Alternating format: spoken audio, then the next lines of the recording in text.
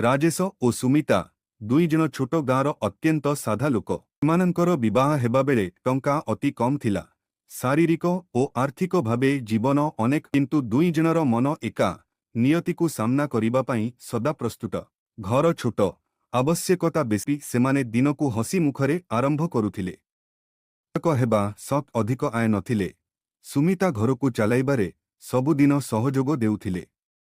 ଦୁଇ ଜଣେ ଛୋଟ ଛୋଟ ଦୁଃଖକୁ ମଧୁର ହସିରେ ମୁକାବିଲା କରୁଥିଲେ।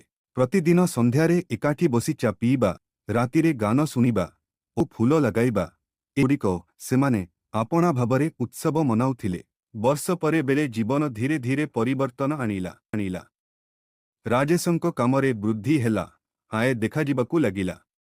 ନୂଆ ଘର, ଗାଡ଼ି, ସାର୍ବଜନୀନ ଜୀବନ ସବୁ ଏସାରିଲା। କିନ୍ତୁ ସେମାନଙ୍କ ଭିତର ଭଲ ପାଇବା ଏକ ପଥର ପରି ଅଟୁଟ ରହିଗଲା। ଏହି ଦମ୍ପତିର କାହାଣୀ ଆମକୁ ଏହି ଶିକ୍ଷା ଦିଏ, ବିବାହ କେବଳ ଟଙ୍କା ଉପରେ ନୁହେଁ, ବରଂ ସମ୍ବେଦନା, ସମ୍ମାନ ଓ ସଂଘର୍ଷରେ ସାଙ୍ଗ ହେବା ଉପରେ ନିର୍ଭର କରେ।